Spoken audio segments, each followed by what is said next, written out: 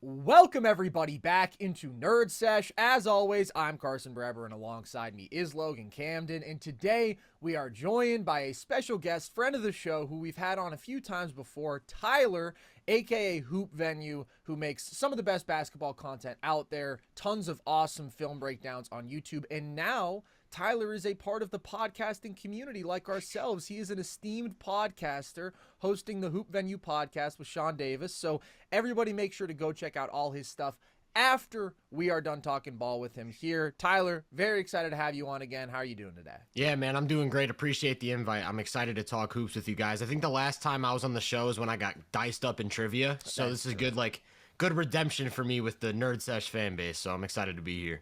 I mean, you came at the king, man. It was bold. You issued a challenge, and listen, I answered. But yeah, today we'll be back to just talking some basketball. No competition, but we've seen some great competition on the basketball court, actually, because we got the NBA Cup going on right now. We had 2 games yesterday. We're into the knockout round, and I think definitely the more significant one, because of the 2 teams who were playing, was Mavs Thunder, and it offered us a little bit of insight into a potential Western Conference Finals this year, and obviously a rematch of last year's Western Conference semifinals. So Tyler, we'll start with you.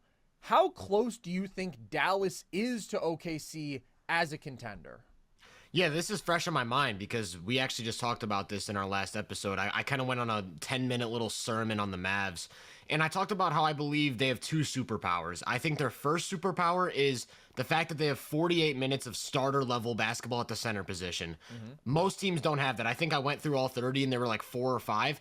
Problem is, OKC is one of the teams that does have that when they have Chet and Hartenstein in the lineup. The other superpower, I believe, is that the Mavs have 2 All-NBA level guards, or All-NBA level offensive players at the engine position, so they have 48 minutes of that as well. The only team that I would say matches both of those is Cleveland, with Mitchell and Garland and then Mobley and Allen. But the problem that I have with Dallas is I think they lack the ability to construct really, really good 3-and-D lineups in the way that like Boston completely mastered. Like I think Dallas's shooters are not defenders, and their defenders are players that have to prove they can be trusted as shooters, like PJ Washington, Najee Marshall. And so for me, it's tough because I think OKC has a few guys that I don't trust as shooters yet. Like I need to see it from Lou Dort, need to see it from Cason Wallace, need to see it from Caruso. But with J-Dub's defensive leap, now with him and Chet, they have 2 elite defensive players that can reliably shoot.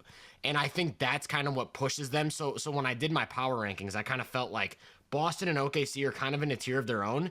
But I think Dallas kind of heads tier 2. Like, I don't think Dallas is far. I could see them beating OKC in a playoff series, but I do think there's a sizable gap there between just like the depth of the two-way ability on the roster. That's interesting. So you have Dallas over Denver. I do have Dallas over Denver. I just moved on that last week. I think my final list was Boston, OKC, Cleveland, Dallas, Memphis, I think was my top 5. Wow. Okay. That's fascinating. I do agree with you on the superpowers point, though. I think that's a great point because even when they were down last night against Oklahoma City, it seemed like it was an almost insurmountable lead. Dallas just goes on this run where they cut the lead to 8, right? Obviously, they end up losing this one. You need Luka to be way better, but I think the Mavericks are 3 for me out west, just behind Denver. I consider them to be legitimate championship contenders, and I don't know if I'm as concerned about the lineup issues. I agree with you, Tyler. I think that there are teams that do it better than Dallas because there are better two-way guys, but I think Luka and Kyrie can be very similar to what they did in this run last year. I think those guys can pull their weight enough with the surrounding pieces. I think that they are so good with their anchors on both sides of the floor, like you mentioned, with Luka and Kyrie offensively, with Gafford and Lively defensively. I think some things would have to break their way, but I could see it. I think Dallas is good enough to make another run this year. I wholeheartedly consider them a contender. I consider them a contender too, and I think that they are within shouting distance of OKC. They're definitely not an equal, but I do see a world in which they could win that series. I think it's a long shot, but I don't think it's impossible. And I'm going to agree with you, Tyler. I do have Dallas as my number 2 team in the West now. And one of my big takes of the offseason was Denver's the second best team in the West still. Dallas is third. until we see a significantly better version of Jamal Murray, I just don't think that I can continue to uphold that take. Like, the depth in Dallas is so excellent. You mentioned the 48 minutes of quality center play, the 2-star, 1 superstar creator aspect, and I do really like their role players. Now, I don't think that they're perfect role players, but Najee Marshall has just been an absolute home run for them. I do really like PJ. I just think they're a better basketball team right now. But compared to OKC, I think that there are a lot of key differences compared to last year that have swung in OKC's favor, both when we look at these teams in a vacuum and when we look at the specific matchup, because obviously Dallas beat OKC last year. But some of those key changes. Number one, last year, Dallas was really able to dictate the glass in that matchup because OKC was the worst rebounding team in basketball, arguably. Dallas was basically +3 per game on the offensive glass in that series. With the introduction of Isaiah Hartenstein, I just don't think that that's going to hold. And in fact, yesterday, it was OKC that dominated the offensive glass. They were +10. So Hartenstein is just such a difference maker physically on the glass. I think that that dynamic has totally changed this year. Number two, last year, OKC players not named SGA made 30% of their threes in that series. And as a team, they made 11 threes per game. And that wasn't just problematic because they were leaving points on the board from beyond the arc. It also totally changed how Dallas was able to guard OKC, right? We tend to think of it as sort of the Giddy problem where you can just stick a center on him and totally roam off so you have the paint loaded up at all times. But it was much deeper than that because almost the entire OKC supporting cast struggled to make outside shots. So the low man was constantly roaming and being super impactful as a help defender, keeping SGA and J-Dub from getting clean looks at the rim, forcing them to live with a more mid-range heavy shot diet. And SGA was still able to kill it in that environment, but J-Dub couldn't. And the OKC offense as a whole wasn't good enough. Well, last night, OKC made 23s at a 40% clip. So I'm not saying that this team is going to be consistently great in terms of outside shooting. In fact, I think if you have one question mark about OKC, especially when I hold them up against Boston, viewing them as the 2 top-tier title contenders, it is, can they keep up in that 3-point race? But they should absolutely be better than last year because I think they have a better shooting roster, and I also do think they did uncharacteristically struggle to shoot the ball in that series last year. It was a really bad 3-point shooting series. Number 3 key factor that's changed. I think that J-Dub and Chet are both significantly better players than last year, and I expect them both to play much better. J-Dub has taken that leap to just unassailable all-star. He's giving you 22, 6, and 5 on 60% true shooting. You mentioned the defensive leap he's taken. I think he's also clearly improved offensively. He's shooting 53% from mid-range this year, and I still think is one of the more underrated 3-level scorers and just all-around star impact basketball players on the planet. This guy does basically everything at a high level.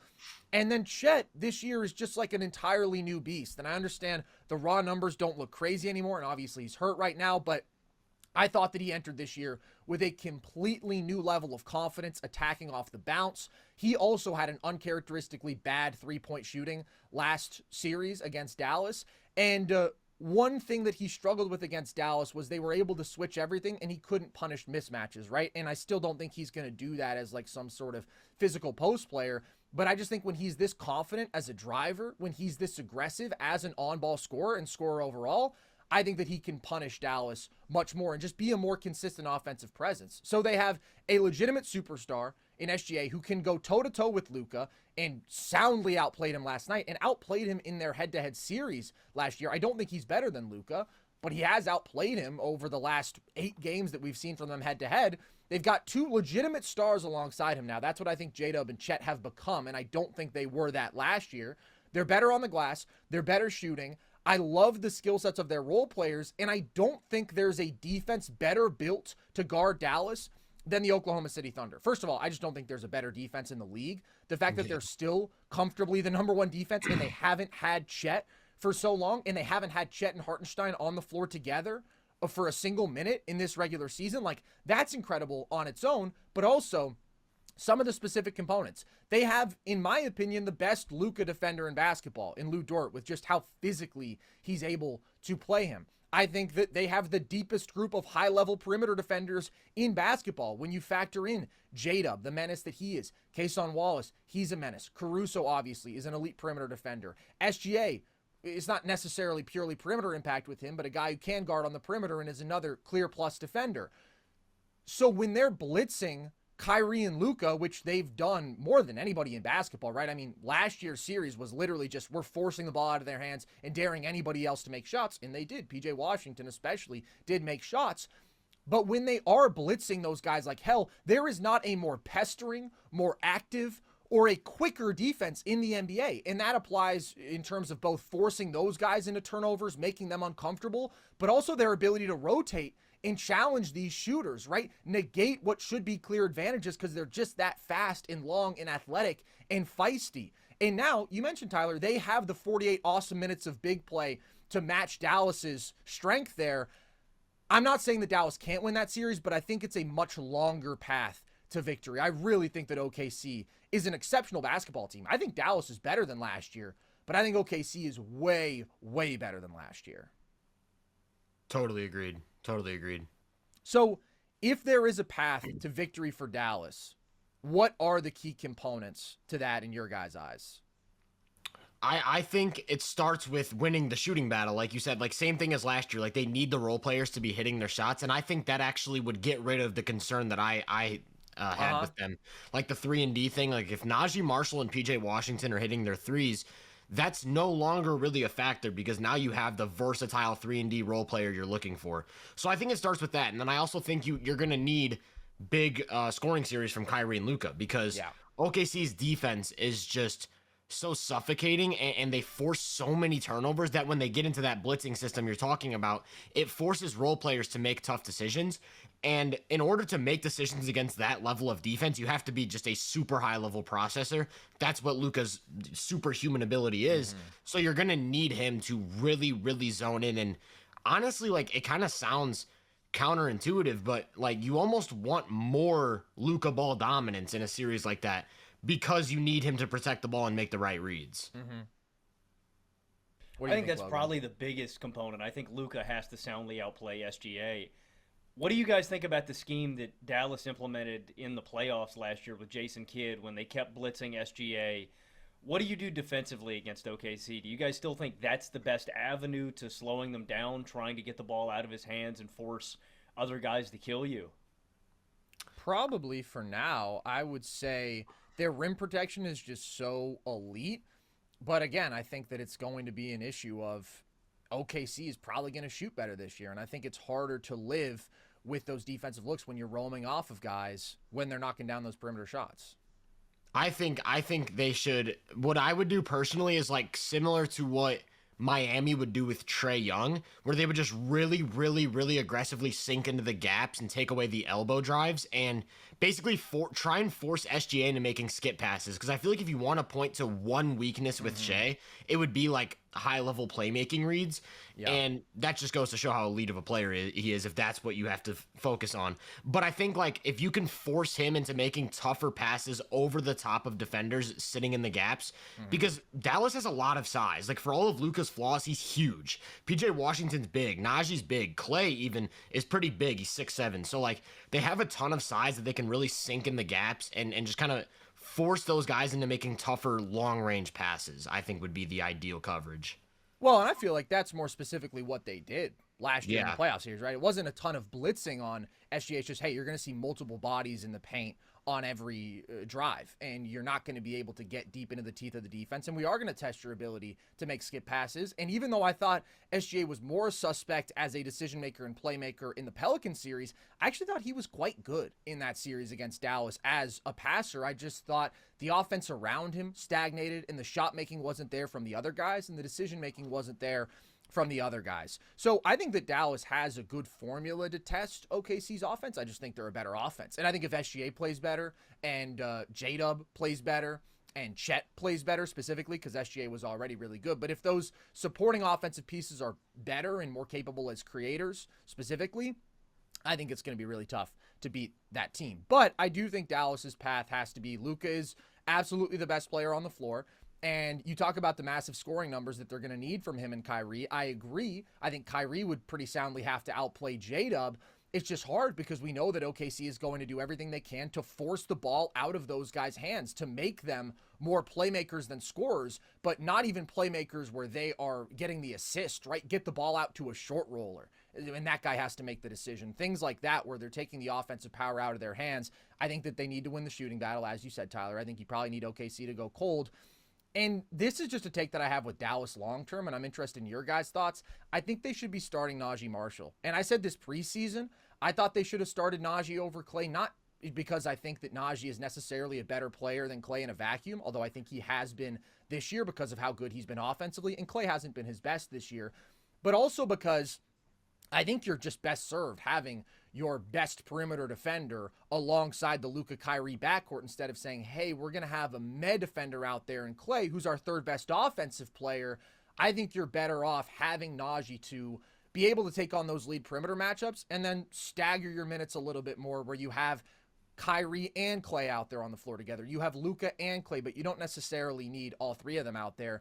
And Najee's just been so good. And specifically in this matchup, I feel like his asset that's so valuable is OKC is rotating so quickly and they're closing out so hard. I mean, this is a guy who can really attack off the catch, right? He's not a great shooter, but his ability to get into the lane and hit those floaters, or also to make a decision. He's a good passer. I just think he's a very complete basketball player, and I think he more specifically fits the needs of that Dallas starting lineup, especially in this matchup, because I thought that Klay was kind of getting flambéed by SGA when he was on him. Yeah, I agree. I think the biggest thing that you mentioned is the ability to attack and make decisions. I think Najee is significantly more efficient in his touches than Klay. So Klay has like the crazy value just from spacing and shooting alone, movement. But I think in a series like that, like especially where Luka's going to be heavily played for 40 feet, Kyrie's going to be constant pressure, you kind of need that other ball handler that can really just like alleviate the pressure, make the right decisions, get the offense set up properly. And I think that's what Najee offers. Like I think he's a legitimately capable initiator and ball handler that kind of can diversify their offense in a way that Klay can't. And then, like you mentioned, they desperately need that defense. Like, how else are you going to handle Shai and J-Dub if one of those guys is seeing just a significantly weaker defender? Yeah, I agree. And it's not like you're eliminating Klay from the lineup, right? You're still going to be giving him 20 to 25 minutes a night, so you're still getting good value. I agree. I think it makes more sense to have Najee out there. Well, we've talked about the top dogs out west. Let's talk about the other team that we hinted at earlier that was certainly expected to be in these conversations before the year. At least I expected them to be. But right now they're sitting at 12-10. They lost to the Washington Wizards a few days ago, which we haven't had a chance to talk about yet, and that is the Denver Nuggets. So, Logan, I'll start with you on this one. What needs to change for Denver to look like true contenders?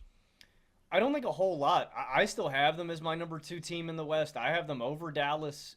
The most importantly, they have the best player in the league. Nikola Jokic is the best scorer, the best playmaker in basketball, and arguably the best rebounder. And a lot of the variables I think you may have had questions about with Denver coming into this season have been really positive. I love how Christian Braun has come in and fit in and plays his role. Over the last 10, he's given you 15, 5, and 2 really efficiently. The guy is a dog defensively, and he does his job offensively. I think he's fit in really well here. I've liked how Russell Westbrook has looked. Russell was probably my biggest question mark about this team, and he's gotten better consistently as the season has gone along, and I think Michael Porter Jr. Has looked a lot better. The big difference, like you mentioned during the Dallas segment, Carson, Jamal Murray just needs to look like championship Jamal Murray. During the title run, Jamal Murray was giving you 26 points, 6 rebounds, and 7 assists a night on 47% from the field and 37% from deep. I mean, that's just a completely different basketball player when the playoffs come along. And Jokic deserved all the credit in the world because that was one of the greatest championship runs, I think, from any player in NBA history. It was a historic championship run. But Nikola Jokic couldn't have done that without Jamal Murray hitting all these big shots and coming up clutch in every single big spot. That, to me, is the only difference. Like if we were living in a perfect world, I would love if they had like an impactful two-way backup big. Tyler, you were talking about the 48 minutes of quality big play. The Nuggets bench has always sucked. Everybody knows that. But, you know, the ideal guy is kind of like who Oklahoma City added to their rotation. The perfect fit is a guy like Isaiah Hartenstein who can come in and give you 20 to 25 a night. Yeah, everybody points to him, but he is. Hartenstein would be a perfect fit off the bench, right? And they had him. They did. And they also had Jay Huff. Well, and Big Nurk. true. And of course. Well, they could have chosen Nurk over Jokic, so at least they got that Yeah, one right. they'd be in a better spot. Yeah. Yeah. So ideally they'd have that, but I think the biggest component to the Nuggets figuring out their championship recipe again is just Jamal Murray playing at that level in the playoffs. The reason, though, I want to be clear about something. The reason the Nuggets are still number 2 to me in the West, we've seen the championship formula work before, but also it just the biggest component is just I have so much more faith in Jokic than I do Luka right now. That's the reason that they're number 2 is the gap between those two guys. Jokic is just so far and away the best player on the planet. Respect to Giannis, but to me, Jokic is head and shoulders the best guy on the planet, and that's most importantly why they're number 2 to me. Yeah, I pretty much agree with everything you said there. Like, I think people overstate how much of a difference there is between this roster and the 2023 roster. Like, KCP has essentially been replaced by Christian Braun. Say what you will about what that difference makes. I'd actually argue Christian Braun right now is playing better than KCP ever did with the Nuggets. I don't think he's the same type of floor spacer or off-ball mover, but he replaces that value in other areas, like especially like as a downhill presence in transition, playing off of cuts. Like Christian Braun's just been awesome. And then you kind of replace Bruce Brown with Russell Westbrook. Again, it's a different look, but Russell Westbrook and Jokic have had an incredible dynamic. Like I said this going into the season, I was like, Westbrook's maybe his best asset over the last few years has been the way he creates short mid-range opportunities for his bigs. Like Zoo, Robin Lopez, all of those guys just had a significant leap to their short mid-range attempts when Westbrook was playing pick and roll with them. And I think a big reason why we're seeing Jokic average 32 points a game is he's getting three or four more points off of these bunnies from Westbrook. So I think there's a lot to love with the roster. They've kept their core 4 together from the championship. I think Julian Strawther's looked really good. I think Peyton Watson's been phenomenal defensively. I just simply agree. It comes down to, can Jamal Murray get back to that level? And this start from Murray isn't exactly uncharacteristic. He's done this before, so there is still some faith in that he can get back to that level. Some interesting numbers that I was thinking about, like in the championship season, they started 14-8. Right now they're 12-10, and Jokic missed 3 games, I think. So they could very well have the exact same record as they did in their championship year. Also, the Nuggets in that championship year had a plus 12 net rating with Jokic on the floor. They have a plus 11 net rating with Jokic on the floor this season. Pretty much the same caliber of team when Jokic is on the court. And the final thing for me is, I don't worry as much about the 48 minutes of high-level center play from the Nuggets, just because we've seen in the playoffs, Jokic is going to play 41, 42 minutes a game, and he's going to do that well. And I think what makes the Nuggets such a tough out is that, like, when Jokic is playing 42 minutes, in order to knock them out, you pretty much have to win the Jokic minutes. And teams don't do that. Like, even OKC would struggle to win the Jokic minutes.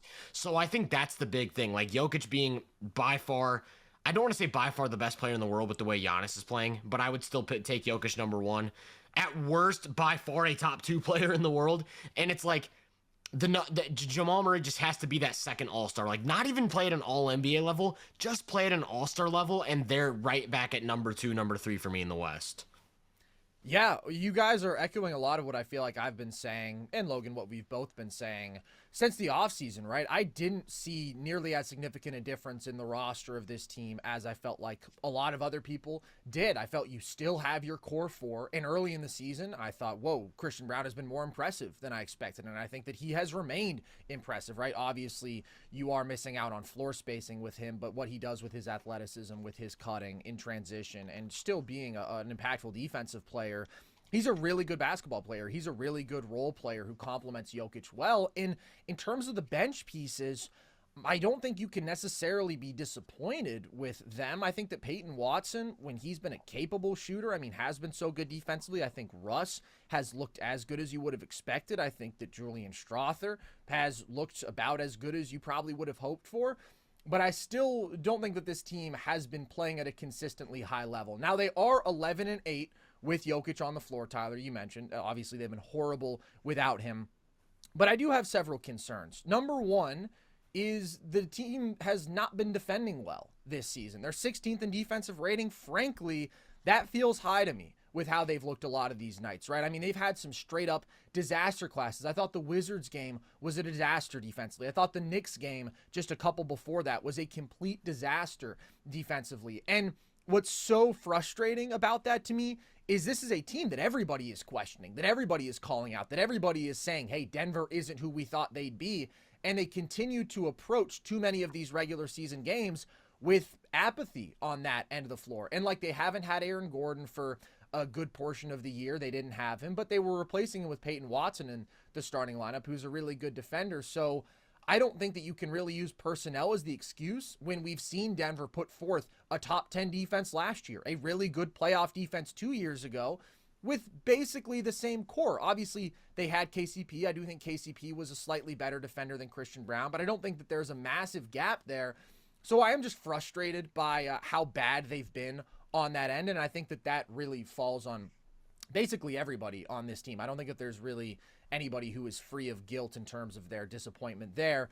I do think also it would be great if this team could find more shooting on the bench and ideally find a backup center. We've seen the shooting. There are some nights where it's just comical, right? I mean, they're putting up 23s and they're making 5 of them. On some nights, they're by far dead last in the NBA in three-point attempts, and they're actually shooting it really well in terms of percentage at 38, but they've been able to generate elite offenses without high three-point volume before. But when you have this version of Jamal who's struggling as well, it feels like there's more of a burden on some of those supporting shooters to pick up the slack. And there's a couple names that I've been highlighting for a while. I think if you could get a Malik Beasley, who's actually kind of been hooping offensively for Detroit, but, $6 million a year, they don't need him.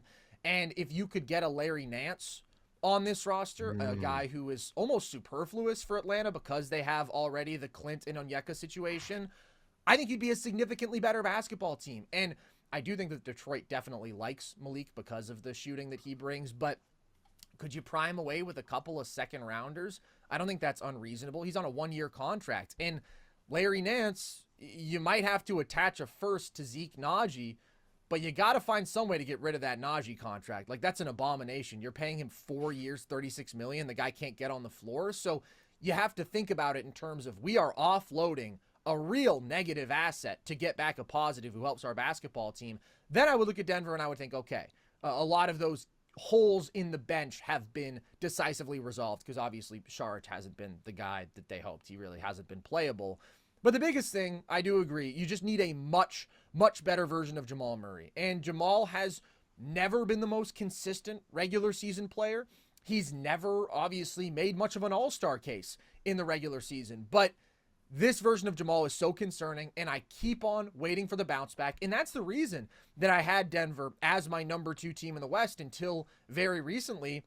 I was like, look, a lot of these other peripheral things I think are overstated as concerns. Jokic is playing at such an unbelievable level. We know that this formula works when Jamal Murray is right. And at some point, Jamal has to turn it around. But it's just hard to watch game after game as he is just bad. Night after night. Right now, he's under 18 points per game on under 53% true shooting. He's been a 35th percentile pick and roll score and a 27th percentile isolation score. That just cannot be the production from your lead perimeter scorer if you want to be a contender. And really the only dude alongside Jokic who has real ball handling capabilities and the only real pull-up shooter playing minutes for this team. And he has an effective field goal percentage of 43 on pull-up jumpers right now. That was at 53% last year. That's a huge drop-off. So he's missing these tough shots.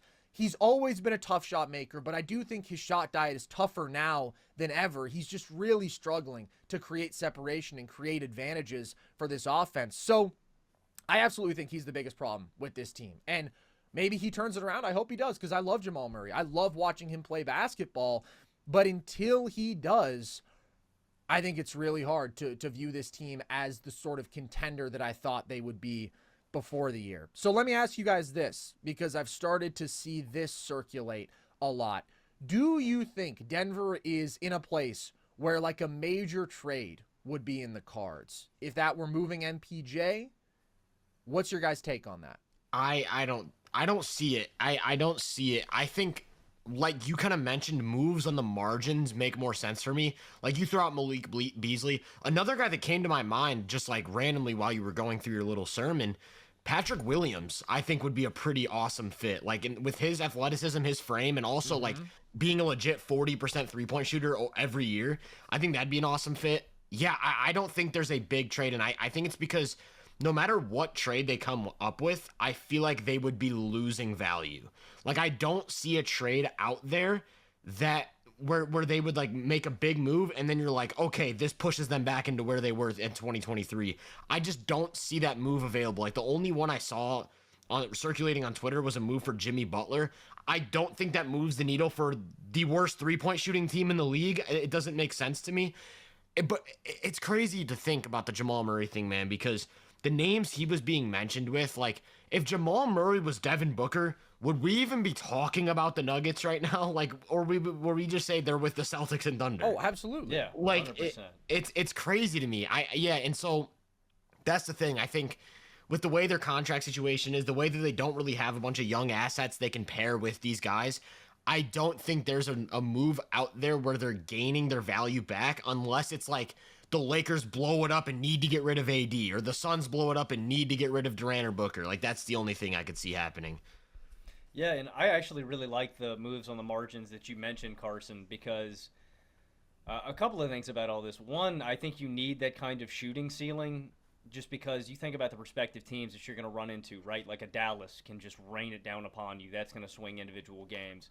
And the Timberwolves, right? If they ran into them again, Anthony Edwards could outshoot you individually from behind the arc, right, with the volume that he's pulling from. Also, on the Jamal point, too, if we are just sitting and crossing our fingers waiting when the playoffs come around, there's a lot of teams that match up really well again with Jamal in terms of defense, right? You talked about Oklahoma City and how they match up against Luka. God. Eat him alive. Exactly. If they ran into Minnesota again, I think that's problematic, right? Even a Memphis has guys that they can throw at, a Marcus Smart, right? They can throw guys at Jamal.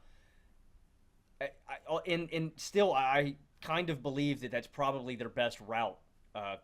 It's just crossing your fingers and praying that Jamal Murray is the guy that he was during the title run. But I don't think a superstar deal makes sense. I agree. Like Jimmy, we'll talk about that in a minute, but that doesn't make sense to me. I don't like the Jimmy thing at all. I just think it's clunky. I don't think you need a ball stopper who's also a non-3-point shooter. Mm-hmm. That is certainly not what Denver's missing. There's only one name that I would consider if I were Denver, and I still think I would lean on the side of not doing it, or certainly at least waiting longer, waiting until closer to the deadline. How would you guys feel about basically an MPJ for Zach LaVine swap? And you probably get a little bit of draft capital back from Chicago because you're giving them such a young player. I like the idea in theory because I think they need like a creator like LaVine who can score with the ball in his hands, make plays. The problem for me is how reliant that defense is on MPJ's size and length. Mm-hmm. And I think they would be losing that, and then Jokic would be stressed even more as like a drop defender. And so I feel like I don't think MPJ is like some great defender, but I think the way they function within that system, they rely on him to cover a lot of stuff on the back line that LaVine just simply would not be able to replicate. So then you'd run into lineup problems where it's like we're debating whether LaVine should be on the floor or Peyton Watson. And I think that would be a problem. I agree. I think you're losing a lot rebounding, too, with MPJ because MPJ ends a lot of possessions. That being said, man, can you guys imagine Jokic throwing lobs to Aaron Gordon and Zach LaVine? That would be fun as hell, man. I'm not Jokic and LaVine would have a really nice two-man game. Like that's a beautiful thing to think about. Another name, like I was just thinking of like All-Stars since you were throwing out like the trade idea. Mm-hmm. I think De'Aaron Fox would be a freaking awesome fit in Denver. But again, I don't even think that's realistic. Yeah, there's a lot of guys now I'm thinking about. Like, ideally, you'd want Cam Johnson instead of like MPJ, but again, I just don't think there's a pathway to getting these guys because they just simply do not have the assets. Yeah, I think that LaVine is one that they probably could pull off because that contract is viewed as such a negative, but it's really not much bigger than MPJ's contract. It's like $7-8 million a year. So if you don't involve Zeke Naji in another deal, maybe you can throw him in that, or get Hunter Tyson and Jalen Pickett in there. These guys who should never play meaningful minutes. Ultimately, though, I'm with you, Tyler. I just think that this team was built with a very clear vision in mind. And that vision was Jamal Murray is going to be our all-star guard. And then we will have MPJ as our big three who can help us on the glass, who has progressed defensively, and who is this out-of-this-world spot-up shooter. And Aaron Gordon will be our lead forward defensively, and he'll be so great in transition, and he'll be an awesome target in the dunker spot and a mismatch attacker at times.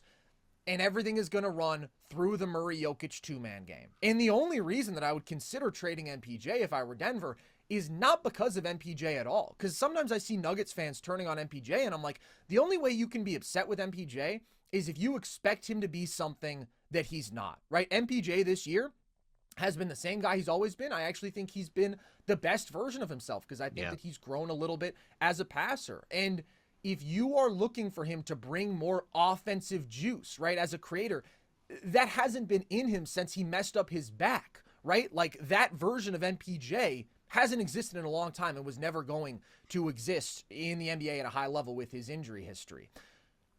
But the reason that I would consider it is because when Jamal is looking this bad, you just need more creation off the dribble. And that's what LaVine brings, and he would bring that while also being an elite shooter off the catch, a really good off-ball offensive star, like hyper-efficient, killer scorer, really a great offensive fit here. I just think at the end of the day, MPJ is not the problem here. Jamal Murray is the problem. And if you do give up MPJ to try to cover up for Jamal's issues, I think you're losing an integral part of your formula when it's working correctly with what MPJ does bring, and I think it's probably not worth doing. But that's the only one that I would really consider because I think offensively LaVine is such a great fit, and Jamal's just got to shape up, man. I think it's pretty much that simple. We can talk about some of the other issues, and they're real, but Jamal Murray has to be a way better basketball player.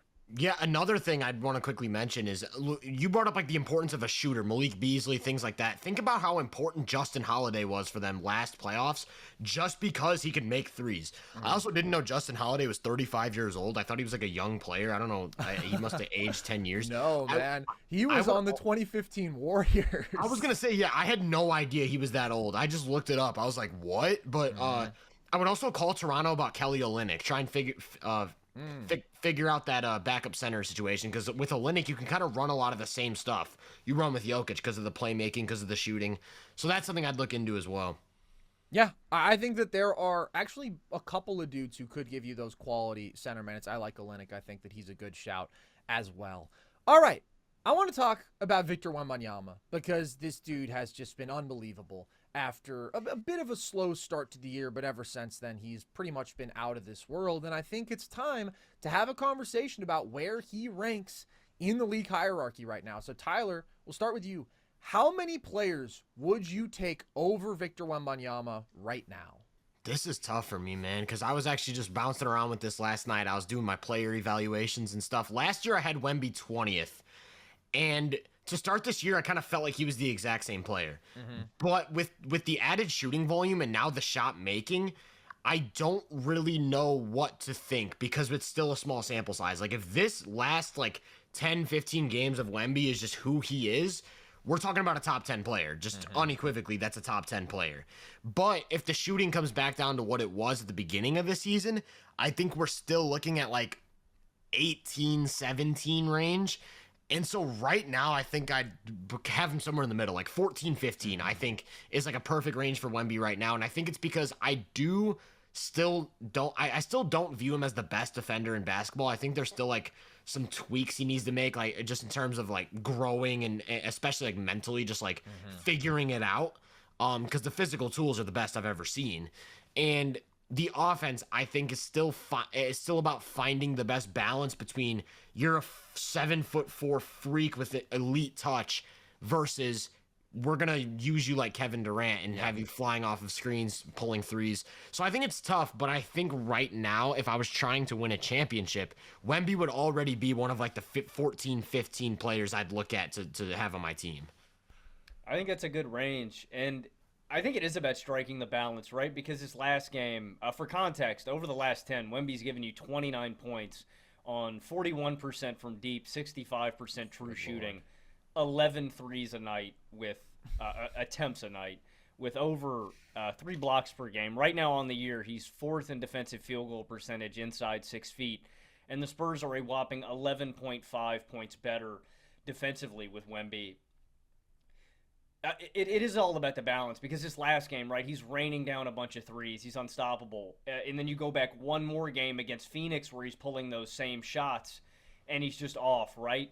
I do think it's encouraging. I think he has gotten better from last year in some of those areas. He was a 27th percentile post-up guy last year. He's 56th percentile now. As a roll man, he was 52nd percentile last year. He's 66th percentile now. So the improvements may not be super large, but I do think he is getting better there, and he's effective. I'll run down the names. You guys tell me when to stop if you wouldn't take any of these guys. Okay. Jokic, Stop. Giannis, Luka, Ant, SGA. Whoa. Ant. Whoa, up there, Ant super was a little early Ant there. up there super early. I wasn't ready for Ant. All right. I was gonna say, like, I think Wemby over this recent stretch, I would take over what Ant's done. Is Ant not top 10 to you guys? Well, I'm saying You Ant had right him now. before I was gonna say SGA. Ant right now is my Yeah, number. I think I would take Ant over SGA. I was gonna. Wow. Ant's Wow, just more Logan athletic. Camden loves him some Ant. He Wow. loves him some Ant. Wow, I was not expecting Well, that. I mean, like, I just think they're really close. Yeah.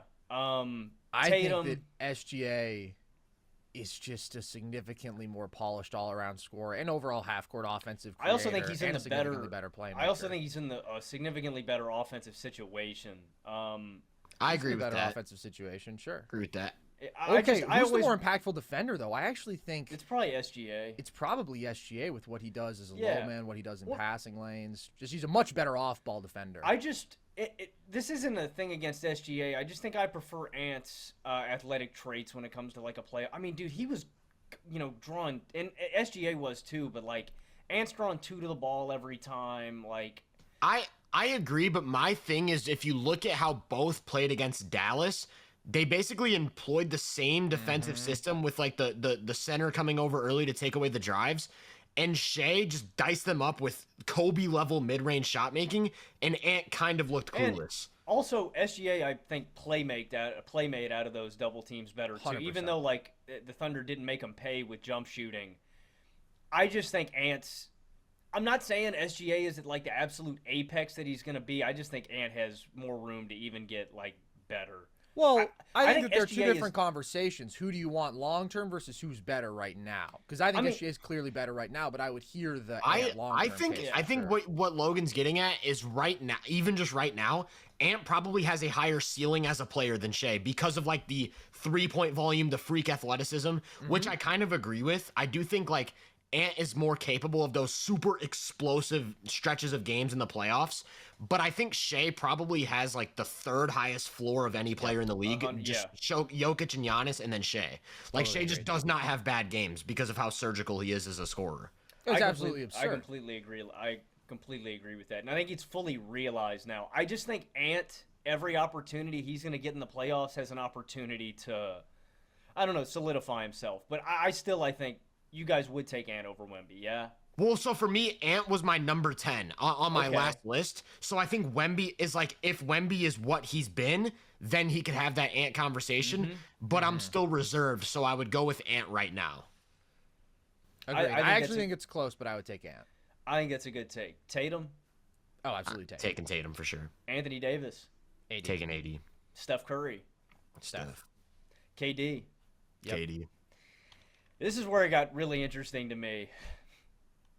LeBron. Dude, this was the one for me too, because I was like, I don't know what to do with LeBron this year, especially like the defense has just been non-existent. Yeah. And then now like the 3-point shot is kind of like regressing. He's not getting to the rim at the same rate.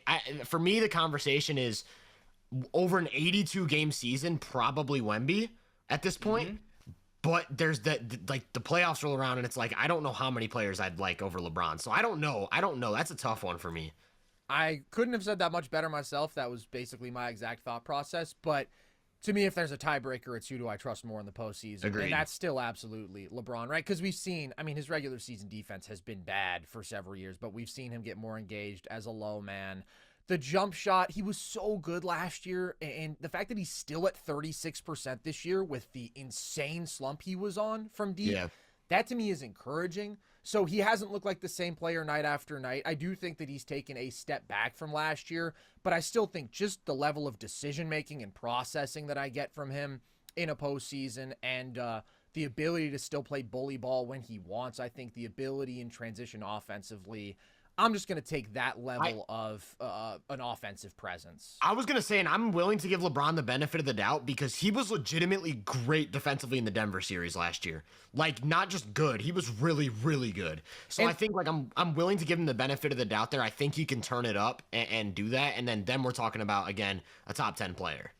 And also, his slump that we just saw was legitimately concerning. I think the Minnesota game was really, really rough where you're just like, whoa, athletically, he doesn't look there, right? But that was also his 5th game in 7 nights. And we had this whole conversation. It's concerning, but I still think he's a top 12 guy I want come playoffs. And also, last year, he never had a stretch as bad as the one that he just had. But the player he was pre-All-Star break versus post-All-Star break was like a fringe top 10 kind of guy pre-All-Star break, and then like one of the absolute best players on the planet post-All-Star break. So I'm just not going to overreact to a small bad sample size with him. I'm still taking LeBron. It is close, but I'm going to take LeBron. I would take Wemby for a regular season, but I would take LeBron, I think, for the playoffs. But it is close. I omitted a couple of guys from my list just because I don't want anything to do with them. That was Joel Embiid and Kawhi Leonard, so I don't know if that's close to you guys. That's fair. I mean, I think those guys are certainly better basketball players. Agreed. And I think have for a season. Probably. I don't want either of them. I would take Wemby over both just because of availability. I'm literally done with both of those. I think I agree with you on Kawhi, but I'm not ready to write off Embiid yet because Embiid still has produced full seasons of just like all-time level play. I'm done with Embiid. I am very frustrated with Embiid. I do not think I would put him in conversations that some other people would. But do I think Joel Embiid is a better basketball player than Victor Wembanyama? Absolutely. Embiid was looking, in that game he just played, he was moving good. So yeah, he looked a lot better. I feel it's just the knee swelling. Like, when does that stop? I don't know. I think Zion's another guy I would kind of omit just because, like, 100%. Zion is another one who I'd probably actually have in that same tier of, like, 11 to 20 or whatever, but just we got to see it. We just have to see it. I would say the difference to me is I think Kawhi is better than Wemby. I think Embiid is better than Wemby. Agreed. I think Wemby's better than Zion. As good as I think Zion that's fair. is, I think that's fair. I just think Wemby's better. The next two were really interesting to me as well. What about Donovan Mitchell and Devin Booker? To me, they're in that same class with Ant. Like, borderline top 10 player that I think if Wemby's at his ceiling, he's better than. If the shooting regresses, he's a little bit worse than. I'm taking Wemby over both. I think we've seen enough offensive growth from Wemby. Now, and look, obviously, there is still some stuff that I would like to see ironed out, and I think that we still have fair questions about the consistency of the three-point shot and how reliant he is on that. But just his ability to impose himself with an efficient 24, 10, and 4, and the fact that like he is a comically efficient lob target around the rim and just finisher around the rim in general when he does have those looks manufactured for him, and what he does as a passer. And then when I'm getting top 4, top 5 level defense on the planet, I mean, he's been unbelievable. I don't disagree, Tyler, that intellectually, in terms of maturity, he can still improve. But, like, that's the only thing holding him back from being the best defender of the modern era. Like, physical tools, it's not even close. So he's still insane there. And what he's done with the Spurs on that end this year, what he's done with the Spurs as a team, they are 12 points per 100 possessions better with him out there. They're 10-9 when he plays. Like, even expecting Wemby to be a top 15 sort of player this year, I didn't think he could have them in real playoff conversations. I thought they'd win in the low 30s. So I think he's a more impactful all-around basketball player. I think that Book, as much as I love the guy, has really struggled this year, and I do think you see his limitations when he's asked to carry an offense. And Donovan Mitchell is really good and obviously had an amazing postseason run last year, but there's still a little bit of volatility there. And the difference to me between Ant and those two guys is the defensive impact when Ant is engaged. I think both those guys are better offensive players. Agreed. But I think that Ant still has that ability to impose himself physically, offensively, and now with this pull-up shooting leap and what he can do defensively, I'll take him. I think that's fair. I also would like to say that I'm probably a little bit more reserved with my evaluation of Wemby's offense than either of you two, because I'm like doing the negative kind of thought process of like, okay, how does this look against the best playoff defenses? And I imagine he gets into a series with a team like OKC, and then they put like a smaller guy on him, push him out, switch every action. And then I'm like, what is Wemby scoring then? Because the one game against OKC, what did he have, like 6 points? And obviously he's not a 6 point per game scorer. But I do worry. And he also had a really bad Dallas game to start the year where they did the same thing. They put Clay on him, switched PJ, switched Najee, just put every. So I do worry a little bit. And then the turnover issue as well. Like he only averages like 50, 60 touches, but he's always at the top in turnovers. So I think there's still a lot to weed out. But like you said, he's so physically imposing that like there's also the part of me that's like, he could see an elite playoff defense and it just doesn't matter because there's not really much you can do to contest his shot. And it's just, he's just going to score. That's a totally fair point, though. And we saw Houston early in the year do the same thing, right? Where they've got Dylan Brooks on him for extended stretches. You put a low center of gravity, physical, shorter player who can move him off his spots, and you have the center parked in the paint where they're able to help not just on Wemby drives, but right, they're able to just be more destructive to the entire Spurs offense when they're parked down there and they're not being spaced out by Wemby. I do worry about that. I think Wemby could have a really ugly offensive playoff series, but like this production with this defense, it's still hard to deny. I want to ask you guys a question because this actually got me thinking. Would you take Wemby? It's so tough because this recent stretch, he's literally looked like a superstar offensive player. Yeah. But like entire body of work, would you take Wemby as an offensive player over last year's Porzingis? Ooh. Like right now? Right, yeah, just like... So what's hard is if I were asking them to carry the load as a number one, I think I would probably take Wemby. If I'm asking them to fit in as a second or third option, I'm taking KP because KP is just so refined. I mean, he's such a brutal mismatch jacker. He's so efficient. The mid-range stuff is the big thing for me. I actually think like if you gave Wemby Porzingis, the offensive value of Porzingis, like if that's what you believe he is, I think Wemby's the number 10 player in the league. But that's where I'm questionable. I'm like, I don't know if he's there yet. That's what's tough for me. It's just the refinement. It really is just the refinement. And I agree. Physicality. Yeah. KP bullies people. And I do worry about him a little bit in a playoff environment, but I tend to think he's going to figure it out. So it's not close to you with like guys like Jalen Brunson or a De'Aaron Fox. You're taking Wemby easily over those guys. Brunson to me is with Ant Booker Mitchell. Fox is a step below. I'd comfortably take Wemby over Fox. I agree on the Brunson point. I think that that's really difficult because I think he's right in there with Ant and Mitchell and Booker, as you said.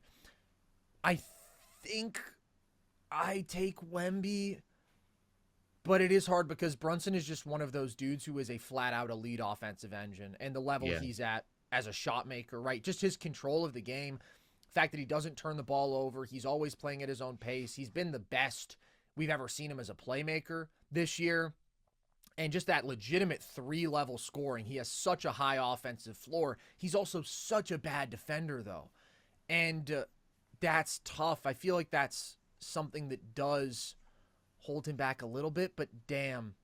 I might switch on this one because if it came down to a playoff series, I know what Brunson is bringing me offensively, but I also know what Wemby's bringing me defensively, so it's tough. Yeah. And I know that Wemby has the ability to have a star impact offensively, whereas Brunson, he's going to get targeted defensively. So I'm going to stay on the Wemby side, but that one does make me really nervous because I can see Wemby having a playoff series where he averages 17 a night on 50% true shooting, and Brunson gives you 35 and 7 efficiently because he can. What's crazy is I actually think last time we talked, I was a bit lower on the Brunson train than both of you were, and I think Carson specifically, you were talking about it with the high floor thing. Like I remember we had the Mitchell versus Brunson debate. I was on the Mitchell train. Brunson this year has really like taken me aback. Like I did not think he could have this type of hyper efficiency. Like the added spacing, I think people were worried about him losing a big screener in Hartenstein, but the spacing has made a world of difference for him. He's up to almost 63% true shooting, shooting 50% from the field, 43% from three. His ability to generate free throws, his ability to score an ISO or pick and roll, like you mentioned, the best playmaking we've ever seen from him. Like I think Brunson right now is like maybe a top 7 offensive player in the league, top 6 offensive player in the league, and I think Just confidently, I trust him more than I trust Wemby at this point, but I do think similar ranges as players.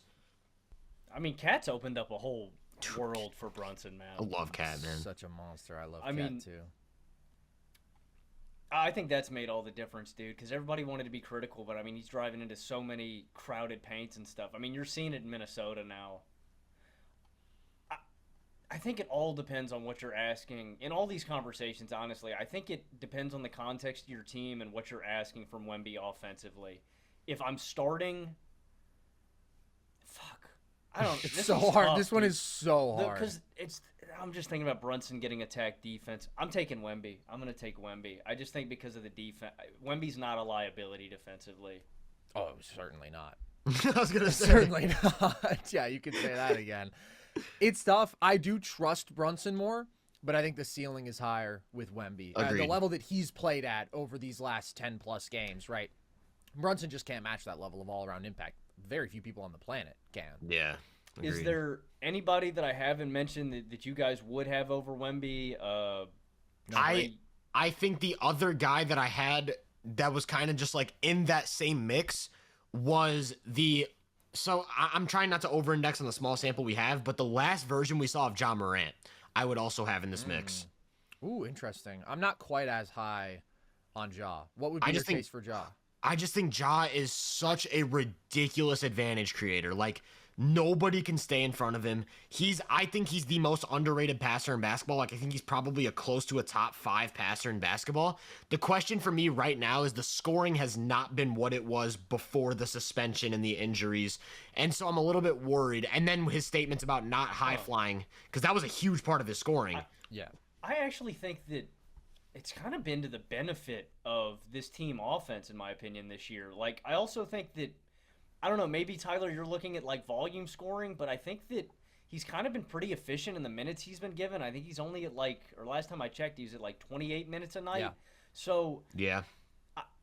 I think the volume might not be there, but I actually think it's kind of to the benefit to this offense as a whole. You talk about the playmaking. I think this is the most unselfish Ja has ever been. And you talk about those mismatches. Like, Ja isn't hesitating. When he notices a guy's got to switch on somebody, he's swinging that ball over immediately. I actually think that I don't mind that. I think he's the lack of scoring. I think he's become a better playmaker, so it balances out a little bit to me. Do you think Ja's a better offensive player right now than he was in 2023? I do. Yeah, I think he is better. In my opinion, if he's a better offensive player than he was in 2023, I'd even have Ja over Ant Edwards personally. Wow. Whoa! Would be my hot take. Really? Would be my hot take. That's difficult for me. With the pull-up shooting that we're seeing from Ant, and listen, I'm not somebody who thinks he's going to keep shooting almost 43% from deep, but I'm also not somebody who thought that he would still be shooting close to 43% from deep a quarter of the way into the season. I just think with Ant, the ability to physically go through people, the ability to, in the postseason, dial up his mid-range volume and deliver that sort of shot making that we saw last year, and then have the three-point pull-up volume and have the defensive impact he's capable of, which I do think far surpasses Ja's. Yeah. I think Ant's a better all-around player there. And Ja, we have seen struggle, right, to be efficient offensively in these playoff environments. The volume has always stood out, but if you can lull him into more of those pull-up threes, if you can really load up the paint, he can be an incredible playmaker. And this year, I feel way better about Memphis's offense because I think the dudes around him are so much better. I think Triple J is so much better. I think the shooting is the best it's ever been. I just don't believe in Ja enough as an offensive engine. Like, he's not the offensive engine that Jalen Brunson is to me. It's honestly not that close. I just think Brunson is such an absurd shot maker, and we've talked about the floor there. When he's also playmaking at a really high level, obviously not a Ja level, but a high level, I just think that that's more dependable. I think that Ja can at times shoot you out of games a little and not be as efficient as I'd like him to be. I think my thing with Ja, because I've always said that I think Anthony Edwards has like one of the greatest, the reason he translates to a lot of the playoffs is because there's no way to stay in front of his first step. Like, you have to load up, and then just things have to happen. I think Ja Morant is even better at Ant than that because I think Ja is a little bit more explosive, and I think he's a top 3 ball handler in the league. So I think he's just straight up the hardest player in the league to stay in front of. And whereas Ant's just a good kickout passer, Ja's like an elite Amazing. kickout passer. So I think the argument for me is just like Ja creates advantages for the offense at I would say Ja even creates more advantages than Trae Young. And I think Ja, if you have an advantage creator at the level of Trae Young while also having the scoring floor of Ja, I just think I don't want to over-index on small games, but that 2022 Warriors defense was one of the best I've ever seen, and Ja made them look like cupcake. It was like they couldn't do a thing. They were switching everything. They were showing him every pick and roll coverage, and it was like he was playing against fifth graders. It was absurd. But that was also 3 games he played that series, And that's by what I'm saying, far like, the best 3 games. It's a small sample, and yeah. that's what makes it tough for me. But even like the 2020 as a raw player in 2021 going at Rudy Gobert drop and averaging like 30 points a game, like I don't know, man. I just think Ja is an absurd offensive player, and I do agree like the defensive limitations are what is kind of like tough for me. But like I actually would argue Ja and Brunson are like same tier of offensive player. That would be my take, and that's kind of where I get to like Ja being so high on my list. So does it not bother you that Ja has never generated an average half-court offense? Like, I understand we've seen bad supporting casts offensively, but when you're talking about 2023, 17th percentile half-court offense, 2022, 23rd percentile half-court offense, there's nobody else we're talking about in these conversations. Brunson, you're going to be 90th percentile. Trae Young, you're going to be 80th percentile or better. Ja has just never had that ability to me. Obviously, transition, he's special, but when it comes to the postseason, like, I want those dudes who can generate super efficient half-court offense. And although Ja hasn't had the best hand dealt to him there historically, I still don't think he's as capable, because I don't think there's a situation in the world you could put a Jalen Brunson or a Trae Young in, and they wouldn't generate an average half-court offense, much less bottom quartile, you know? I think it's fair. I think it's a fair concern. And I think that comes back to Ja's like limited versatility. Like he doesn't really have much of a mid-range game, doesn't have the 3-point shooting. I think to me, I'd have to go back and really look into the data and hammer in that stuff. But I do think a lot of that comes down to lineups they were putting on the floor and just starved of offensive talent. Because I would argue during that time, Triple J was a negative offensive player. Sure. Because he was only adding like a little bit of driving and then the shooting while just being the worst passer in the league. Yeah. I think Desmond Bane was yet to take that offensive step forward as an on-ball guy and was kind of just like limited to a spot-up shooter, occasional transition. Steven Adams, I like his screening, passing, offensive rebounding, just a non-scoring threat. And so to me, it came down to the fact that they were running, a 12-man rotation or whatever, and Ja was the only player in the entire rotation that could create an advantage. Do you still think that was true in 2023, though? Because I think that Bane, offensively, he wasn't like a true advantage creator, but he was such a great shot maker and a better playmaker. Like, that was a really good offensive player. I do think maybe I should preface that by saying, like in a consistent half-court setup where it's like stationary, he's the only guy who I think could create consistent advantages with the ball in his hands. I think Bane was like more like a Klay Thompson type of advantage creator, like come off a screen, draw 2, drop it to the short roll. Occasional pick and roll would like draw a big up to the level, but like that to me is the difference. And actually, in 2023, when John Bane shared the floor together, they had a 120 offensive rating. So I think that is like a big sign. Ja without Bane was only 115. And I think that's like a big, because then who was the 2 when Bane wasn't out there? I don't even, who was it? That year, Dillon Brooks. Well, Dillon Brooks was starting. Dillon Brooks, bro.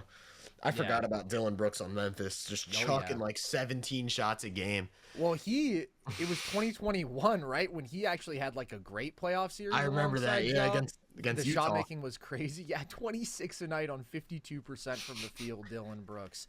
Yeah, listen, I don't think that he's been in great situations, but as I said, I still think that the floor that some of these other brilliant half-court creators give you has been on another level. But this is actually really interesting that we got to Ja, because the next thing I wanted to discuss, and I think, Tyler, it seems like we know your answer on this, with the level that Triple J has been playing at, and the reason that I wanted to discuss this is I'm actually working on a video about Triple J that should come out tomorrow. Who do you think is Memphis' best player? Well, this is so funny because actually 2 episodes ago on the podcast, I asked Sean the same thing. I was like, do we need to visit the discussion of who the best player on the Grizzlies is? Because we're just stealing all your topics. We listen to the pod. We know you talked about all this. We're stealing it. I think Jaren Jackson, I think he was an all-star level player while I said he was a slight negative on offense. So that already, because just the defense is just ridiculous. The versatility, the rim protection, I do think he's still limited in that like lack of rebounding, lack of drop presence as a 5. I do think that kind of holds him back. But like, yeah, at worst, a top 7, 8 defender on the planet. Now we're looking at a legitimately great scorer. His 2-point percentage has gone up from 50 last year to over 60 this year. His unassisted field goals are at like a career high, I'm pretty sure. Yes. Second highest percentage of unassisted field goals of any center, any starting center in basketball, 55%. Ridiculous. And yeah, and he's an elite foul drawer. You had that tweet about his offhand touch, just amazing with the offhand. I think we're talking about a ridiculously crafty scoring big and just like someone who can legitimately create, which is why I don't have the numbers in front of me, but I'm pretty sure Memphis has a top 5 half-court offense now. And you mentioned like over the years, they just haven't been a good half-court offense. This year, they're an elite half-court offense. I think Jaren is the biggest factor in that. Well, sorry, just real quick. They're average in terms of half-court efficiency this year, but they're a top 5 offense overall. An average half-court for them is a huge step up because they've always been great in transition and bad in the half-court, and now they're still great in transition, but they're solid in the half-court. Okay, yeah. So that must have been what I saw then. Top 5 overall offense. The big thing for me is still Jaren is just probably of any all-star level player the worst passer, the worst playmaker. And it's like you need a guy like Ja, a guy like Smart, like these guys who can get him in those spots to attack because he's not really going to be creating any advantages for the guys around him. And so that's what makes it tough for me because I think in order to be the best player on a team as good as the Grizzlies, you would have to be either a mega scorer like Anthony Davis type of scorer, or like a legitimately great playmaker. And I don't think Jaren is either of those things yet. So while I do think his offense has taken a leap and his defense still keeps him, I would say probably an all NBA level. I'd say I even had him 9th on my MVP list of like a week ago. I don't think heading into the playoffs, I would say there's really a debate with the 1-2 in Grizzlies. I think it's like a strong All-NBA level player and then a lower level All-NBA level player to me. I tend to agree with that. It's close because of the defensive value that Triple J gives you and how good he's been without Ja even on the court. I know you brought this up last episode, Carson. I mean, he's averaging 24 points without Ja on the floor. My thing is when it comes down to like if Triple J was your number 1, which we kind of did see last year, right? And I think Triple J is way better as an offensive player this year than he even was last year. I mean, we're seeing the guy attack from the perimeter, create an isolation. They had an offensive rating of 108.2 with him last year, and that's just where I come down on it is he's just not an offensive number 1, and no, that's why I would take Ja over him. But luckily for the Grizzlies, I mean, ideally, if Ja's healthy, that's not the role that he's going to be in, so he won't have to do that. But that is why I would go with Ja, because you need someone like him for the playoffs. But he deserves an immense amount of credit for why the Grizzlies have been so successful this year, even with Ja struggling to stay on the court. It's been really impressive this year. So this is actually really close for me. And Tyler, you mentioned where you had Triple J in the MVP race on the outskirts of the MVP conversation. There's no question that he's been their most valuable player this year because he's got them 7-4 in games that Ja doesn't play. He's got them 6-2 in games that Bane doesn't play. He's upped his scoring volume in those games, and he's anchoring a top 5 defense. And I don't think that I'm the highest in the world on Triple J's defense because of some of the limitations you mentioned, Tyler, as a true drop defender, as a rebounder. He's obviously way more limited than most of the other centers we talk about. And I still think he makes more mental errors. He's certainly much more foul prone than a lot of those other guys too. But the versatility, the mobility, the raw rim protection, the hands, like he still does so much awesome stuff. And he's the biggest reason that they're a top 5 defense in basketball. And he has been such a good offensive player this year, like worlds apart from where he was at 2 years ago. Last year, he was asked to do more. He took on more volume. He started doing new stuff where he was isolating 4 times as much per game. He was running 3 times as many pick and rolls, but the efficiency wasn't there. And now this year we're seeing this refined version where it's like the Grizzlies aren't just experimenting anymore with 2 of their best players off the floor and seeing what can Triple J do. Now those guys are out there and Triple J is still producing with this volume and he's killing it with this efficiency. Like, per minute, Triple J has been one of the best scorers in basketball. He's averaging 28.1 points per 36. That's more than Luka, and he's doing it on better than 62% true shooting. He is just such a problem as a driver. I think his ball handling has improved. He's been so effective out of the post, getting to his hooks, getting to his touch shots. He's like the master of starting with the size up from the perimeter and then working that into a back down, and his spin move is so ridiculously effective. And the biggest thing is he has just needed a sliver of space, and his touch has been as good as anybody in basketball. He's third in the NBA in makes inside the paint, outside the restricted area. You mentioned what I said about his ambidexterity. He's shooting 65% on runners and hook shots with his right hand, which is out of this world. That's like a Jokic level number. And then he's shooting 53% with his left hand. And he puts up more of those shots with his left hand. He is the most truly ambidextrous touch finisher in basketball. And I think that that's a weapon in his scoring arsenal. So I think in terms of the regular season, he's probably their most impactful player. I actually do. Here's the thing. I need to see him tested offensively in a postseason, I think, before I say that he's their best player. And the reason is I have two concerns. Number one, what if this touch is just a little bit fake, right? I'm not saying that his touch hasn't improved. I'm not saying his touch isn't very good. But the single biggest difference between Triple J this year and Triple J last year, it's not that he's having better shots manufactured for him in this offense, right? I mean, he doesn't screen. He again, is having more unassisted field goals than ever before. He doesn't sit in the dunker spot. He creates these shots for himself. The biggest difference is last year he was under 45% on these touch shots. This year he's over 58%. That's an unbelievable number. And I need to see if he can sustain that. And the second reason is exactly what you mentioned, Tyler. He is an exceptionally bad passer.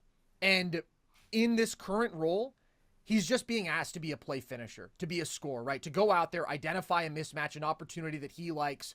If it's a smaller player on him, if it's in semi-transition, hey, this defense isn't fully set, I can get a step on this big going downhill, and he's killing it in that role.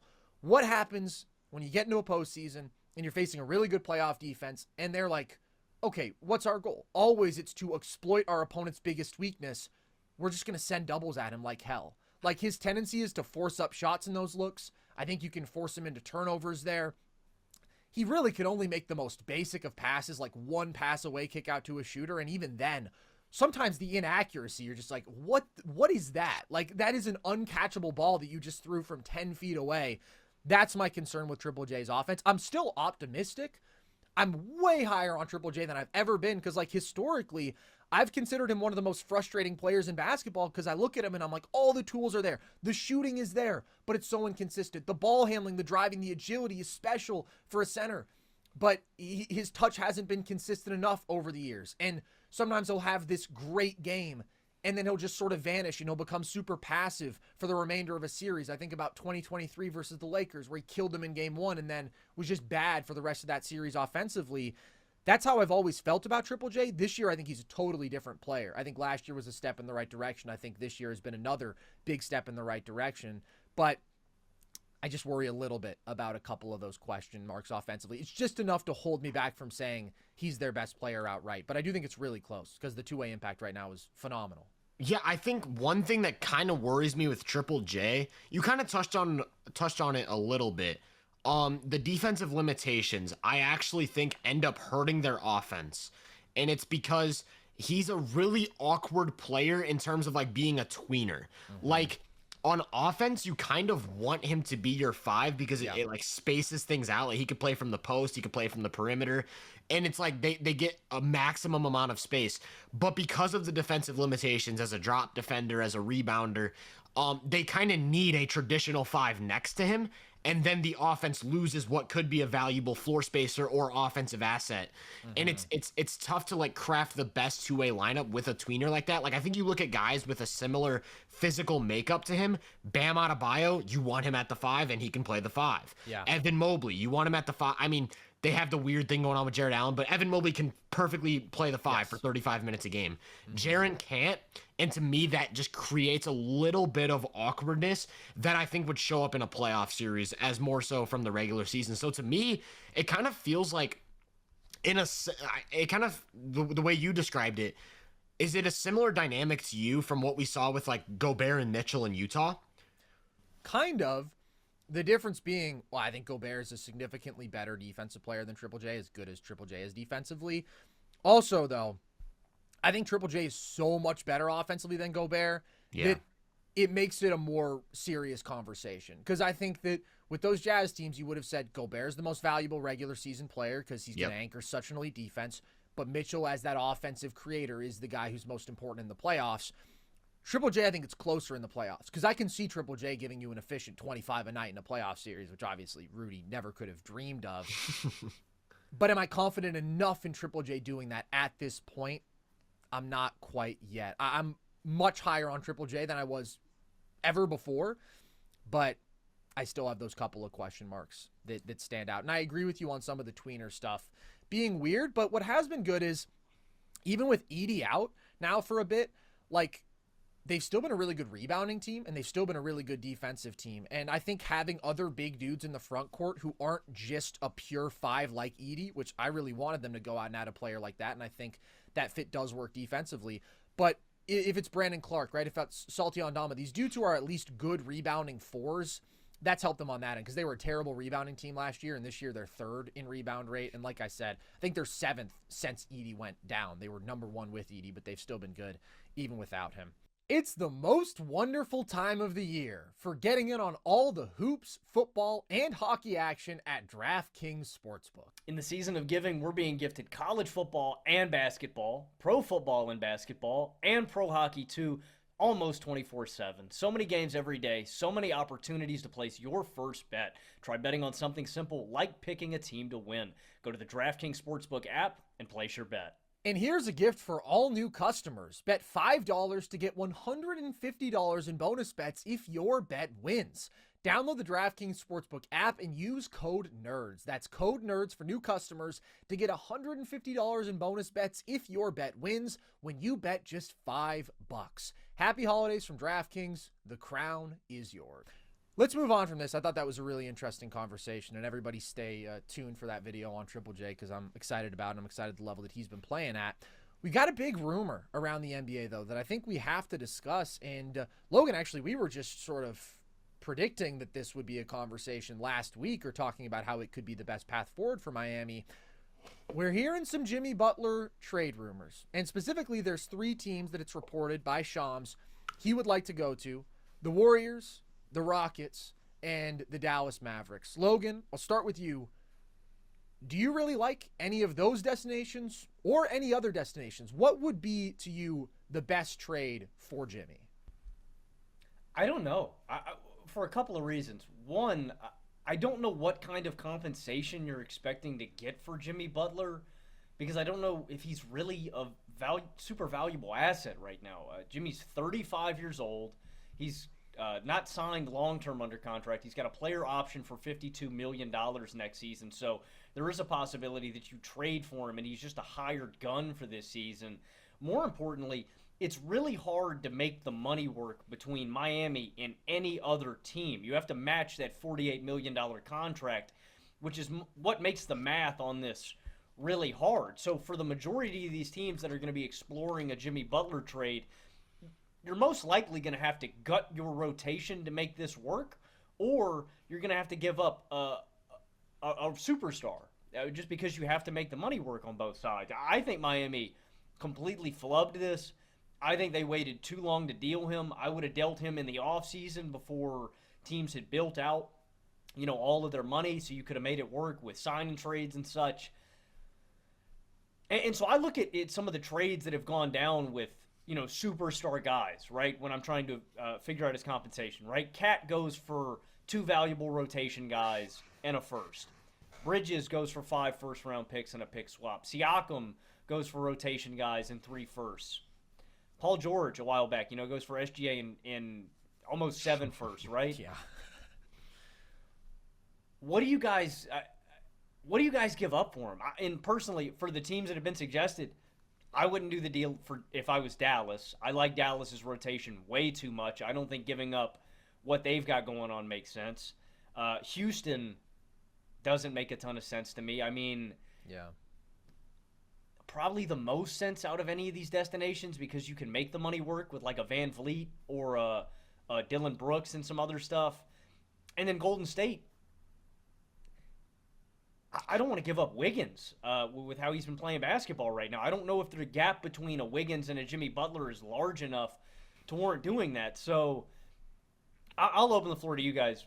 First of all, are there any destinations that make sense? But more importantly to me, what would you realistically give up to get Jimmy Butler? Because I don't think I think his value is probably at an all-time low right now.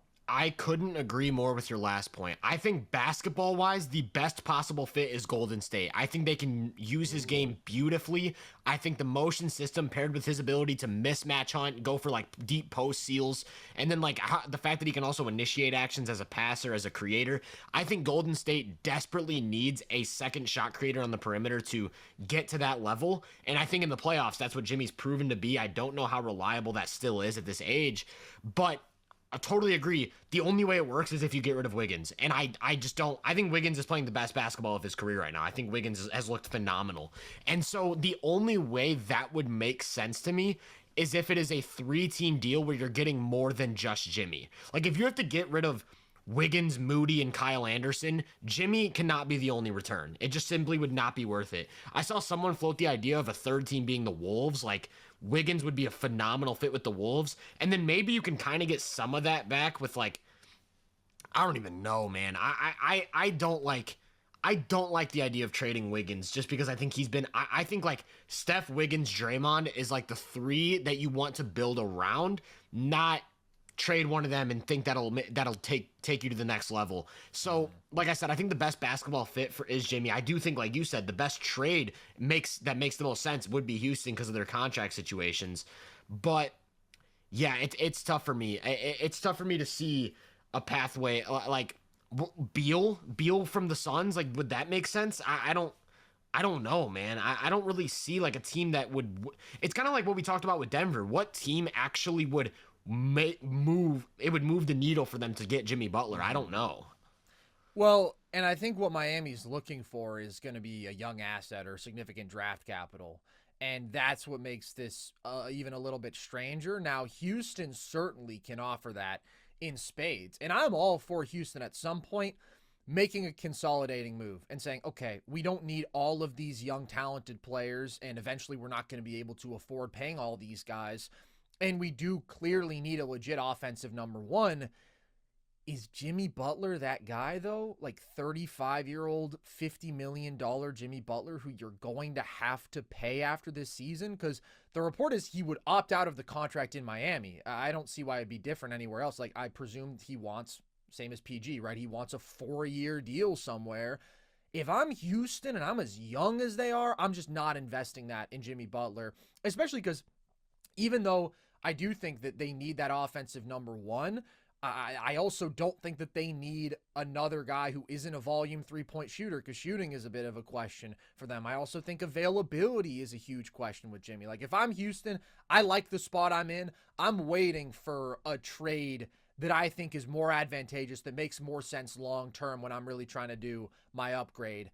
The Warriors one, Tyler, I don't think I'm as high on the fit as you are, even though I think Golden State desperately needs a second high-on offensive creator. I much prefer a Zach LaVine. I do think he's a much cleaner fit in that system with his three-point shooting, with his ability to move away from the ball. Like, I just think Jimmy is inherently something of a ball stopper. I think that Jimmy is also, again, a guy who is not going to shoot from three with any sort of real volume. Like, I don't know how much he would fit in to the motion system. I think that could be kind of at odds, the Warriors' fundamental philosophy with Jimmy's play style. And then I also just think that you can't give up Wiggins. And like my proposition for them trying to get LaVine is basically give up hella depth. I mean, give up Melton's contract, who obviously can't play anymore, but make the money work. Give up Kuminga. Give up Pods if you need to. I've been so disappointed with Pods this year, but like throw in 5 of those mid-level contracts because I still think your depth would be solid, and then you would solve your biggest issue. But I'm definitely not giving up Wiggins to get Jimmy, and honestly, I don't love that fit. And then Dallas Dallas doesn't have bad contracts on the books. Like, there's nobody they're paying who I'm like, oh yeah, that guy's expendable. Like, if you're gonna try to find $50 million in cap, how do you do that without giving up a Klay Thompson or a PJ Washington or a Daniel Gafford? Like, you're not paying bad basketball players. Kleba is the only one at $11 million that is like kind of expendable. Okay, great. You need to find $37 million more. Like, I like Dallas's structure too much as a basketball team to really compromise that to bring in Jimmy. So I don't like any of these. Like, I'm with you, Logan. I think Miami would love to trade Jimmy, or they should. Like, they need to choose a direction. They're not good enough right now. But I don't see the team where he's like a clean fit when you consider some of the clunkiness in terms of his play style, lack of floor spacing, age, lack of availability, questions about how much can he level up in the playoffs. Like, is that something that we can just still presume he can do at this age? I don't think so. It's kind of tough to find a spot for him.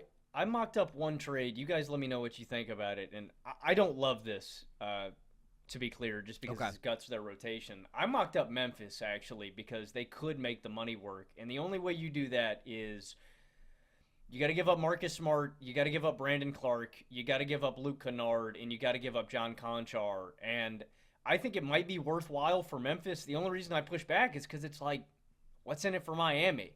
You know, I don't know why Miami would pull the trigger on this. I guess to recoup some assets because Jimmy's going to leave. Memphis was the one that had enough players with mid-sized contracts where you could throw it together. So that's the only destination that kind of makes sense to me. I came up with another one that I think is kind of interesting, and I almost wonder if it does move the needle for them. The Cavs could trade LeVert, Strus, and Okoro for Jimmy Butler. And then they'd have a starting five of Garland, Mitchell, Butler, Mobley, and Allen. Would that not be a Boston? Could they not compete with Boston if they had Jimmy at the 3? I would do that. And I mean, their wing depth already, like, they have enough dudes who can play, obviously. You'd keep Dean Wade. You would compromise a decent bit of it. Keep Ty Jerome, too, who's a superstar. Oh, yeah, absolute superstar. Virginia legend, Ty Jerome. Keep Sam Merrill. Sam Merrill can play minutes for you. Jalen Tyson, they're not ready for the Jalen Tyson breakout. I actually really like him. Probably not this year, but I think that he's a rotation-level wing talent. I think that you need a little bit more firepower if you're Cleveland for me to like you in a series against Boston. Because Boston's just insane. They keep Dean Wade, though. They keep Dean Wade. They keep Dean Wade. That to me is the one.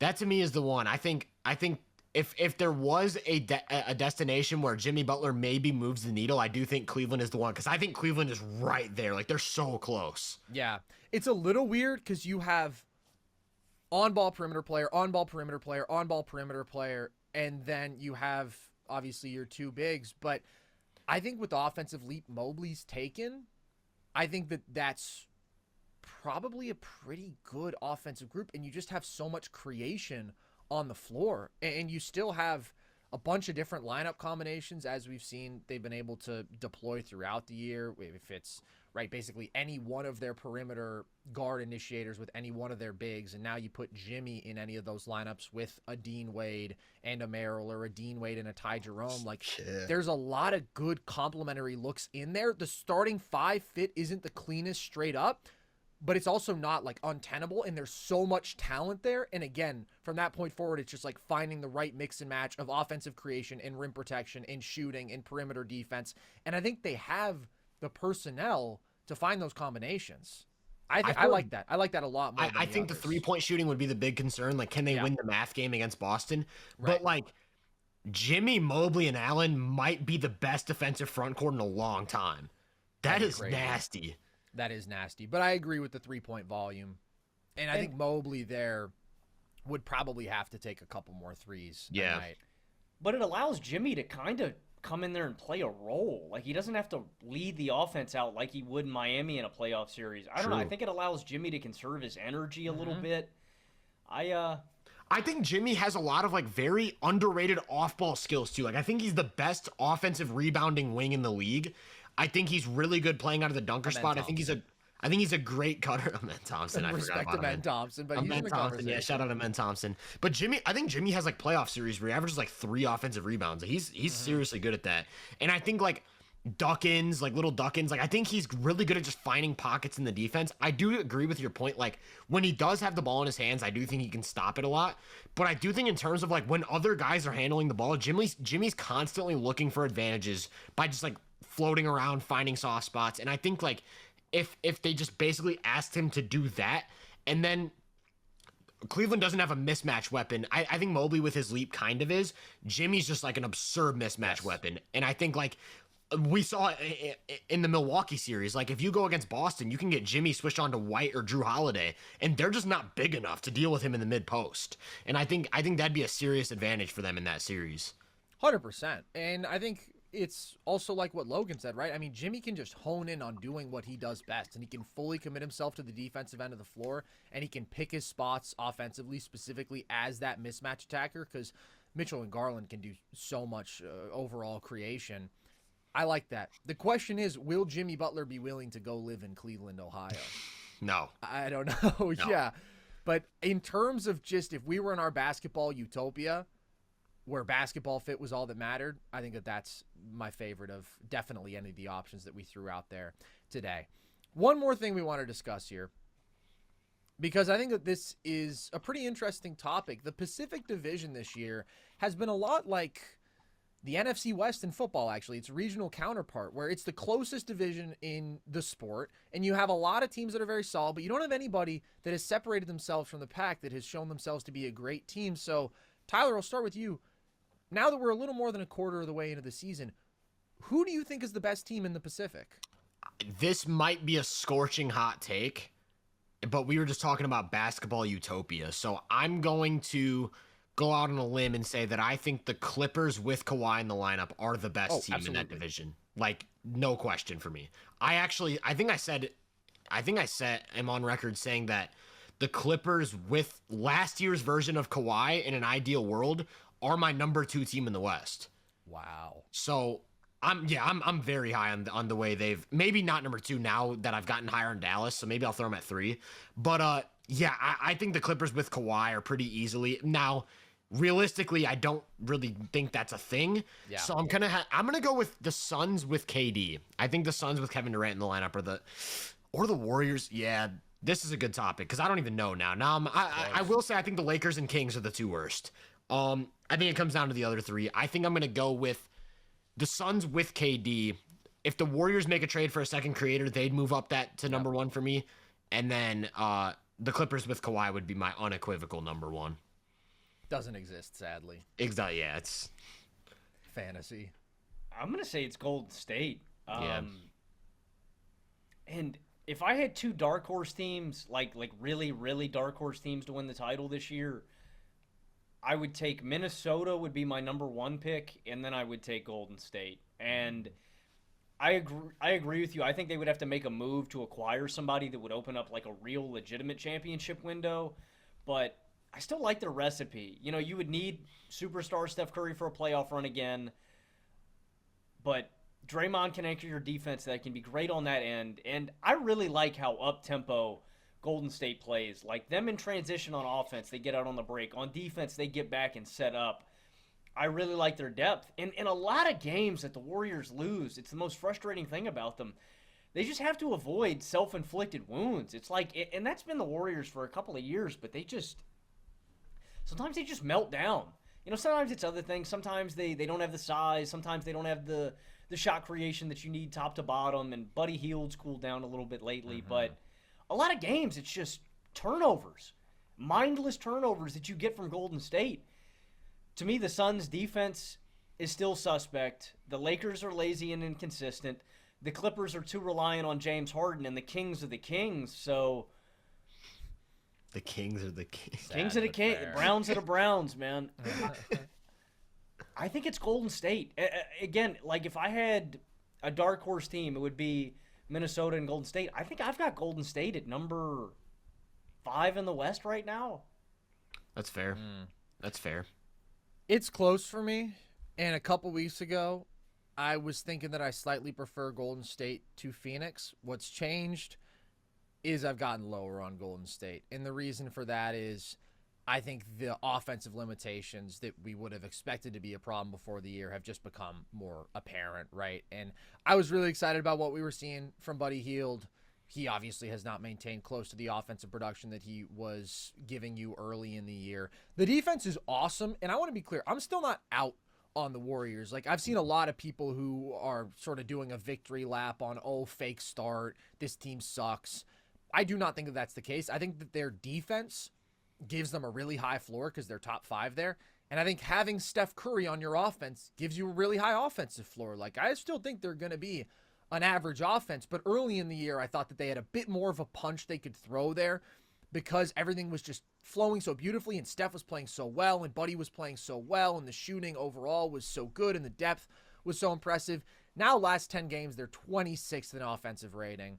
And there's just been some games that are like unwatchable outside of Steph. They have almost a 122 offensive rating with Steph on the floor, but a 102 offensive rating with Steph off the floor. And even when Steph is on the floor, man, like, it's just crippling sometimes, the fact that nobody else can create an advantage off the dribble. It's the same thing that's been an issue for the Warriors for years. That was always going to be their biggest question mark offensively, and I think that they need to address that. I think they need too much out of Buddy for what he can actually provide. Pods, man. I've been so disappointed with Pods. Like, I really thought he was going to have a good season because I like so much about his game. But when he is shooting 24% from 3 and looks tentative out there and is a super limited athlete, like, he's just been absolutely brutal as a scorer. And they need somebody like that, right? Somebody that can at least handle and shoot and make decisions as a passer to step up. But Pods has not been close to that guy. So I'm with you, Tyler. I mean, if they hit on a trade, I think that they soar to by far my number 1 team in this division because I don't believe in healthy Kawhi Leonard, unfortunately. And the Suns just don't have nearly that room for improvement. I don't love the Suns. They are 11-2 when KD plays. They won a lot of clutch games. Like, their net rating isn't insane with KD on the floor. But 11-2 is still impressive, and they're 1-9 when he doesn't, which I think is just a testament to what an unbelievable all-around player he is at this age. And, like, dude, I think, not to cut you off, man. Yeah. I think KD is like second with no minimums. I think he's like second in defensive field goal percentage or something inside 6 feet, dude. He's been It's unbelievable. ridiculous. Unbelievable. He's Inside such a of good 10 player. feet, players are shooting 18% below their average. Like, he's so important on both sides of the ball as being a big forward, right, who can bring some of that rim protection and rebounding value defensively, and then offensively, I mean, obviously being the best scorer on the team, but also just being such a seamless fit in basically any offense in NBA history, and how amazing he's been in the clutch this year when he's been out there. Yeah. They are actually a 74th percentile defense when he plays, and that's what I hold out hope for with the Suns. I think they can find those lineup combinations where you get Book and KD out there, and you get Royce O'Neal out there, and you get Ryan Dunn, and you've got a bunch of athleticism, at least compared to all your other lineups out there defensively, and you've got some versatile wings, and you've got enough offensively, because I think Royce O'Neal has been really good for them with what he is defensively and how well he shot the ball. Dunn, obviously, the offense and the shot is more of a question, but it's been good enough for me to play him when he's the weapon he is defensively. The one thing that sucks for the Suns is the center spot, and there's just no fixing that. There's no fixing that on this roster. I don't think there's a trade to fix that unless, what was it that I threw out there where they could trade Nurk with some draft capital to get Vooch, but that certainly doesn't fix your defense. That just makes your defense even worse, but at least you'd be getting real offensive value from the center spot.